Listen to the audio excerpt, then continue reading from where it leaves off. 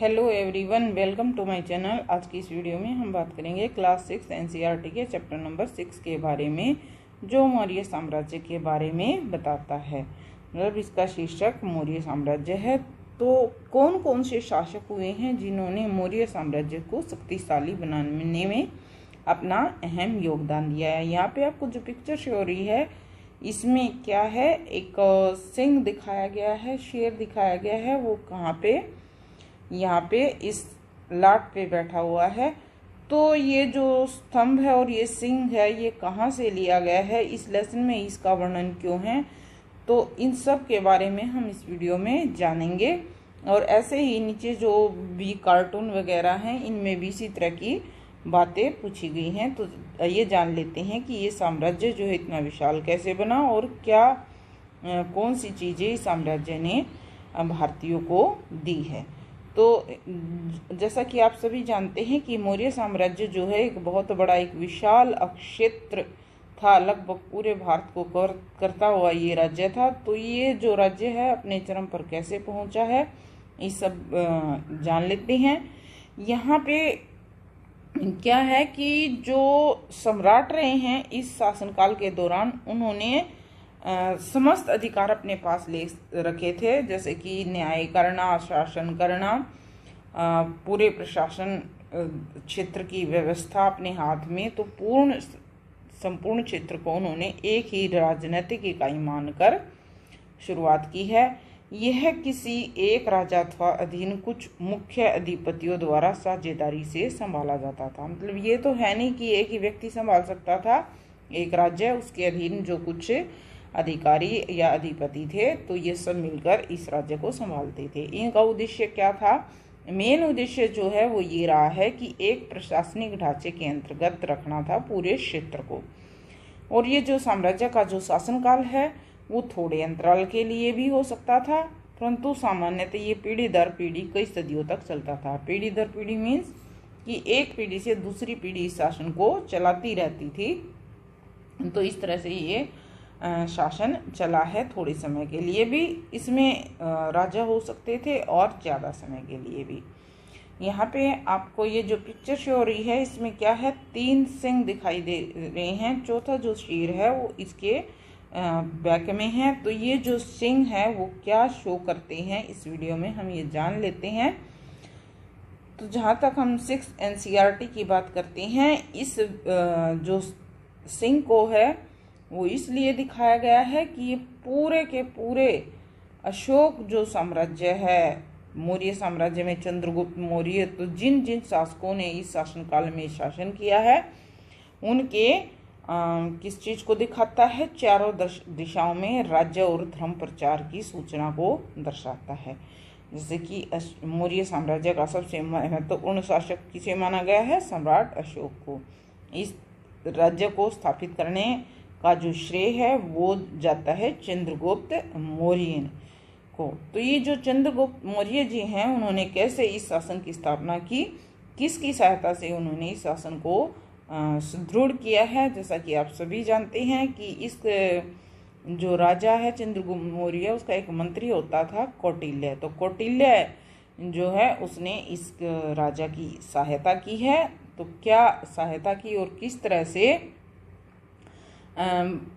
उस सहायता में ये सफल हो पाता है, हम ये सब बातें कर लेते हैं। सबसे पहले हम बात करेंगे कि इस साम्राज्य के जो स्रोत हैं वो कौन कौन से हैं, कौन से स्रोतों से हमें इस साम्राज्य की जानकारी मिलती है। तो इसके 2 तरह की स्रोत रहे हैं। एक तो साहित्यिक रहा है, दूसरा रहा है पुरातात्विक। तो साहित्यिक स्रोत कौन कौन से हैं? साहित्यिक स्रोत में हम 2 तरह, मेनली तो यही हैं 2 तरह के, जैसे कि देशी और विदेशी। तो देशी में जैसे कि कौटिल्य का अर्थशास्त्र, विशाखदात का मुद्राक्षर, सोमदेव कृत कथाश्रित सागर, सेमेंद्र की वृत्त कथा मंजरी, और पुराणों में इनका इस शासन का वर्णन है। इस तरह से विदेशी शासक हैं, विदेशी स्रोत है वो है मैक्सनीज की इंडिका में भी इस शासनकाल का वर्णन है। तो अन्य साधन क्या क्या रहे हैं? तो अन्य साधन रहे हैं जैसे कि यहाँ पे बौद्ध ग्रंथ, जो बौद्ध धर्म के जो भी ज्ञाता हैं या जो भी उनके फॉलोअर रहे हैं उन्होंने लिखे हैं, जैसे दीपवंश, महावंश, दिव्यावदान और जैन ग्रंथ भद्रबाहु का कल्पसूत्र और हेमचंद्र की प्रीशिष्ट पर में इसका वर्णन मिलता है। इसी तरह से हैं पुरातात्विक स्रोत। तो ये पुरातात्विक स्रोत कौन से हैं? अशोक के अभिलेख और रुद्र दामन का जूनागढ़ अभिलेख। तो पुरातात्विक स्रोत में कौन से स्रोत शामिल हैं? अशोक के अभिलेख और रुद्र दमन का जूनागढ़ अभिलेख। तो ये जो साम्राज्य है, कब इसका शुरुआत हुई और किसने शुरुआत की, स्टार्टिंग हम यहीं से करते हैं कि अभी अभी हमने बात की थी। इस साम्राज्य की स्थापना का श्रेय जाता है चंद्रगुप्त मौर्य को। एक बहुत बड़ा साम्राज्य है। चंद्रगुप्त मौर्य ने लगभग 322 ईस्वी पूर्व में इसकी स्थापना की। इसका अस्तित्व मौर्य वंश के कई योग्य उत्तराधिकारियों के बल पर 184 ईस्वी पूर्व तक ये शासन बना रहा। यहाँ पे ईस्वी पूर्व से तात्पर्य क्या है, क्या है इसका अर्थ? तो ये जो है ईसा मसीह के बारे में बात कर लेते हैं। ईसा मसीह जो है उसका जन्म माना गया है 0 शताब्दी। क्या माना गया है? 0 शताब्दी। तो इससे पहले के जितने भी साल हैं उनको किस में काउंट किया जाएगा? ईस्वी पूर्व में। तो यही है ईस्वी पूर्व का मतलब। अब इस साम्राज्य की जैसे कि हमने बात की है कि महत्वपूर्ण जो संस्थापक है वो चंद्रगुप्त मौर्य, उसकी सहायता करने वाला है कौटिल्य और उसके शास्त्र में क्या वर्णन किया गया है कि साम्राज्य को सुदृढ़ता मिली है। तो आइए जान लेते हैं। तो इस साहित्यिक स्रोतों में कौटिल्य का जो महत्वपूर्ण लेख है अर्थशास्त्र, उसमें क्या वर्णन है? इसमें इतिहास जो है विष्णुगुप्त चाणक्य कौटिल्य के नाम से भी जाना जाता है। कौटिल्य के ये नाम है। तक्षशिला में पैदा हुआ है, यहीं उसने शिक्षा ग्रहण की और इसी शिक्षा केंद्र का प्रमुख आचार्य भी ये बन पाता है। तो एक बार क्या होता है कि जो नंद राजा है उसने अपनी एक शाला में इन कौटिल्य जी को अपमानित कर दिया। तो इस कारण क्रोध में आकर उसने नंद वंश को समूल नष्ट कर डालने की प्रतिज्ञा ले लेते हैं। तो यहाँ जो कौटिल्य जो अर्थशास्त्र ग्रंथ है उसकी रचना मतलब इन्हीं चीज़ों से प्रेरित होकर उन्होंने की है। तो ये जो पुस्तक है टोटली हम कहेंगे राजनीति पे आधारित पुस्तक है। और किस भाषा में लिखी गई है? संस्कृत भाषा में ये मेन रूप से लिखी गई है। तो यहाँ पे जो अर्थशास्त्र की बात कर रहे हैं तो पुरुषार्थ के अन्य तीनों अंग अर्थ पे ही आश्रित इन्होंने बताए हैं। तो ये तीनों अंग कौन से हैं और किस पर आश्रित हैं, ये सब कौटिल्य के अर्थशास्त्र में वर्णित है। तो अर्थ की जो व्याख्या है वो किस रूप में बताई गई है? जीवन निर्वाह के साधन के रूप में। इसका स्रोत संपूर्ण धरती और उस पर निवास करने वाले लोग बताए हैं। अर्थशास्त्र क्या है? धरती को अर्जित करने और उसे सुरक्षित रखने के साधनों की विवेचना करता है। इस परिभाषा के अंतर्गत अर्थशास्त्र राज्य का भी विज्ञान है। यह विज्ञान अर्थात जीविका उपार्जन के साधनों पर राज्य के नियंत्रण सिद्धांत की बात करता है।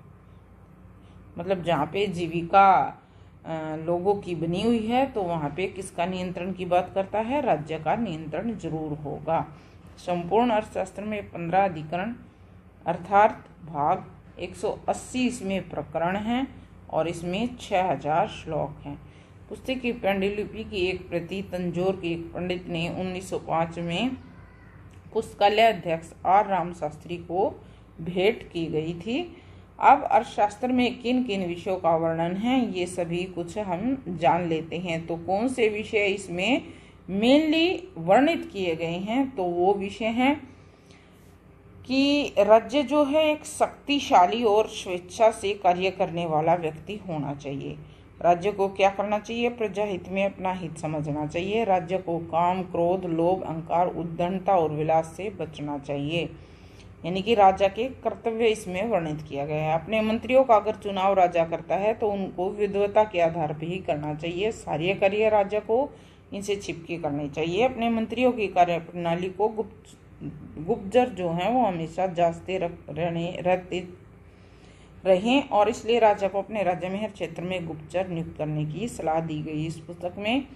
और गुप्तचरों को नियुक्त करने की सलाह जो कौटिल्य है वो इस राज्य की प्रशासनिक व्यवस्था को सुचारू रूप से चलाने के लिए ही देता है। कौटिल्य जो है वो कहते हैं कि राज्य की स्थिरता आंतरिक शांति पे, अगर अंदर की शांति है यानी कि लगभग पूरे के पूरे जो अंदर से लोग शांत है तो पूरा जो राज्य है उसकी स्थिरता बनी रहती है। अब यदि क्यों, इसका रीजन ये है कि प्रजा के पास खाने पीने की वस्तुओं का अभाव होगा तो जनता निश्चित तौर पे विरोध जरूर करेगी और राजा को इसलिए प्रजा हित में कार्य करते रहना चाहिए। विदेश नीति जो है उसके बारे में कौटिल्य का क्या मानना है, वो ये कहते हैं कि दुश्मन आपका मित्र होगा, इसी तरह से दुश्मन का मित्र आपका दुश्मन होगा। इस नीति के अंतर्गत जो कौटिल्य है वो शक्ति संतुलन के सिद्धांत को स्पष्ट करता है। इस प्रकार की शासन प्रणाली सभी सिद्धांतों को अर्थशास्त्र में देखा गया है। तो यहाँ पे जो कौटिल्य जी हैं वो ये बताते हैं कि अगर एक राजा का दुश्मन है तो उसका जो उस दुश्मन का जो दोस्त है वो किसका दुश्मन होगा, उस राजा का दुश्मन होगा। तो इस तरह से कौटिल्य में वर्णित किया गया है कि एक राजा के क्या कर्तव्य होने चाहिए और इसी तरह की शिक्षा देते हुए उन्होंने चंद्रगुप्त मौर्य का चुना है अपने अभियान में। कौन सा अभियान, जैसे कि हम पहले बात कर चुके हैं कि उसने नंदराज को समूल नष्ट करने की प्रतिज्ञा ली थी। तो जान लेते हैं चंद्रगुप्त मौर्य के बारे में।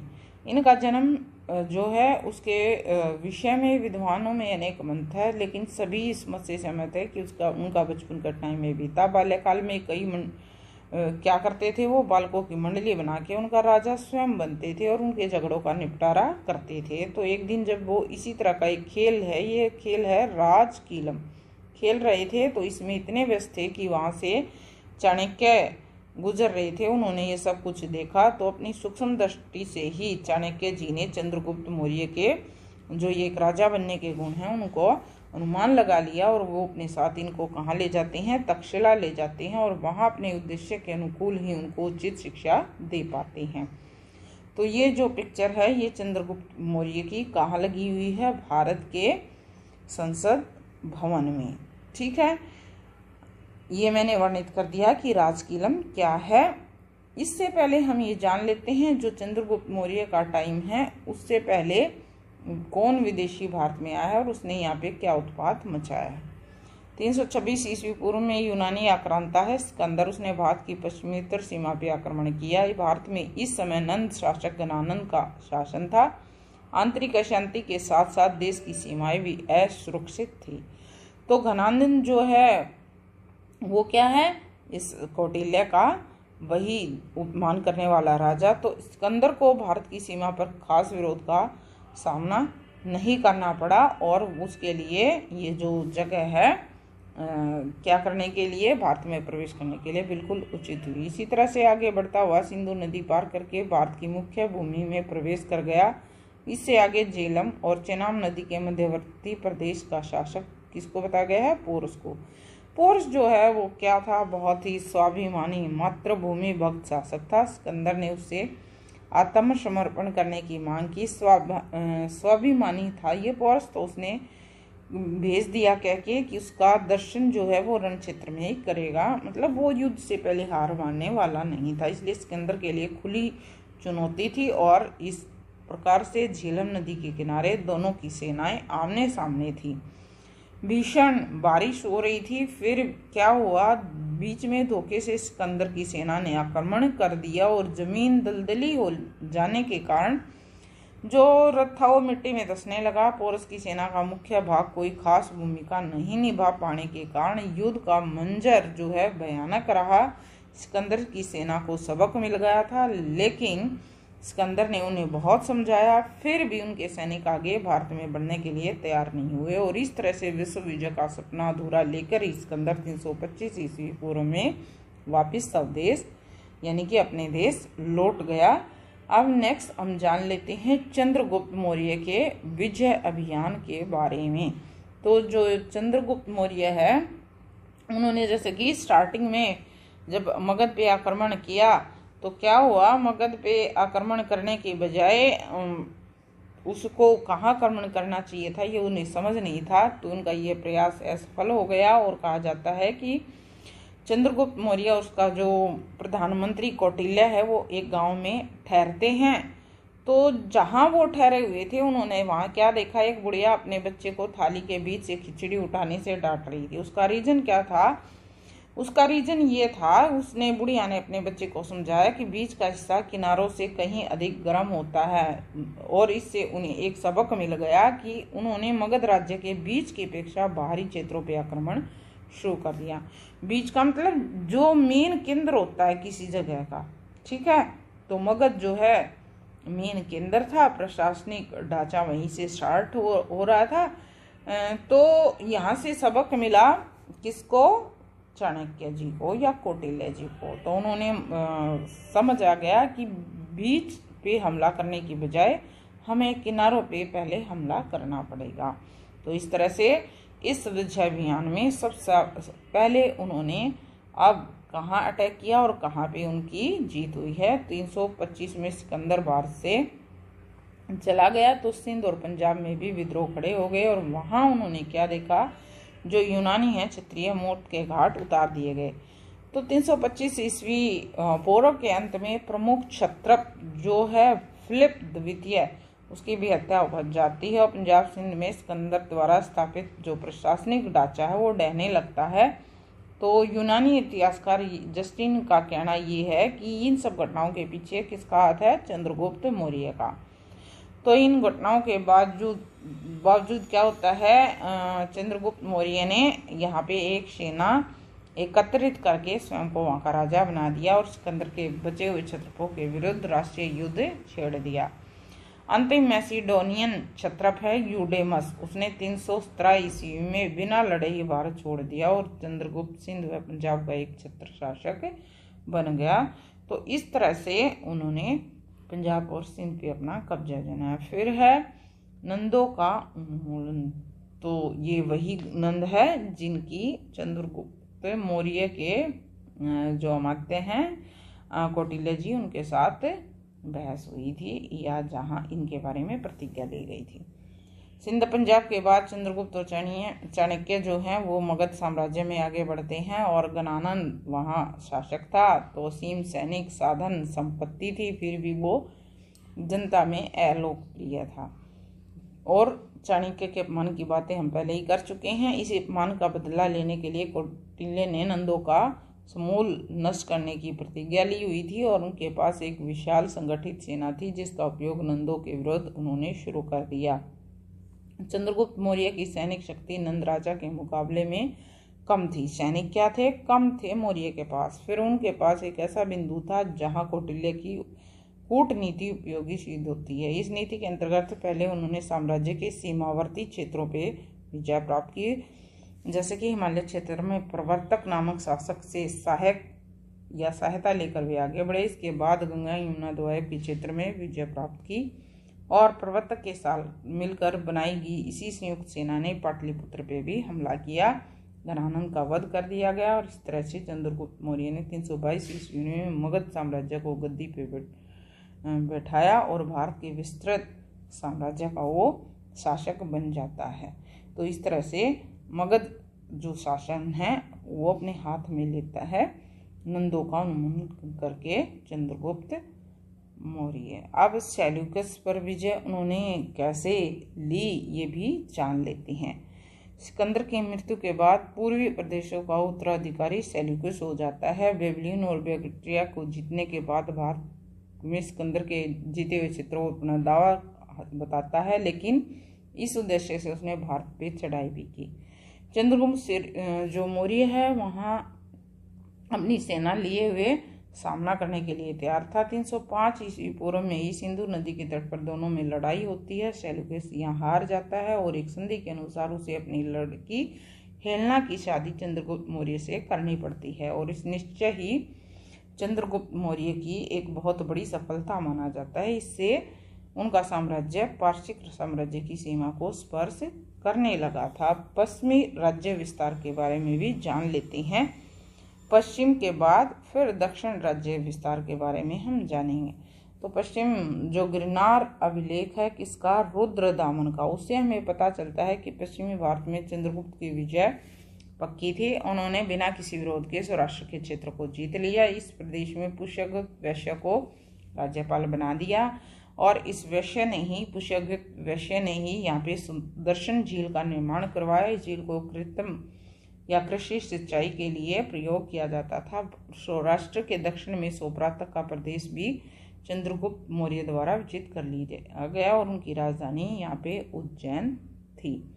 अब अभिलेख क्या है? अभिलेख जैसे कि किसी कठोर सतह पर उत्कीर्ण पठन सामग्री, मतलब अपने बारे में जो राजा महाराजा हैं वे लेख लिखवाते थे, तो इसी तरह से इन्होंने भी अपने अभिलेख लिखवाए हैं पत्थर की सतह पर। अब दक्षिण भारत विजय के बारे में कैसे पता चलता है? तो यहाँ पे एक लेख है तमिल लेख। तमिल लेख कौन सा है? मामूलनार। उसमें क्या बताया गया है कि मौर्य जो नामक शासक है उसने दक्षिण भारत पे आक्रमण किया। यूनानी लेखक जो है प्लूटार्क, वो ये बताते हैं कि 6 लाख की विशाल सेना के साथ दिग्विजय के लिए निकला और मदुरा और तिरुनेलवेली तक पहुंच गया। जैन ग्रंथों में वर्णित है कि वृद्धावस्था में चंद्रगुप्त जो मौर्य है श्रवणबेलगोला में यानी कि कर्नाटक में तपस्या करने लगे और इन तथ्य से माना जाता है कि क्षेत्र मौर्य साम्राज्य का ही अंग था। इस प्रकार कौटिल्य का जो राष्ट्र निर्माण का सपना है वो चंद्रगुप्त मौर्य की सहायता से पूरा किया गया और चंद्रगुप्त मौर्य जो है उनका साम्राज्य उत्तर पश्चिम में ईरान की सीमा, दक्षिण में उत्तरी कर्नाटक तक फैला हुआ था और पूर्व में ब्रह्मपुत्र से मुहाने से लेकर पश्चिम में कच्छ की खाड़ी तक फैला हुआ था।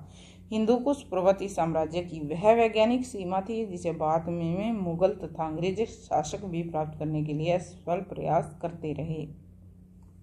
पाटलिपुत्र इस साम्राज्य की राजधानी बनी जिस पर 298 ईस्वी पूर्व तक अपनी मृत्यु तक चंद्रगुप्त मौर्य ने शासन किया। तो ये है चंद्रगुप्त मौर्य का सफलता अभियान और उसका जीवन जहाँ से जैसे कि स्टार्टिंग से लेकर मृत्यु तक का मौर्य साम्राज्य की स्थापना का सफर। तो इस वीडियो में इतना ही। रिमेनिंग पार्ट जो है इस लेसन का वो नेक्स्ट वीडियो में करेंगे। Thanks for watching the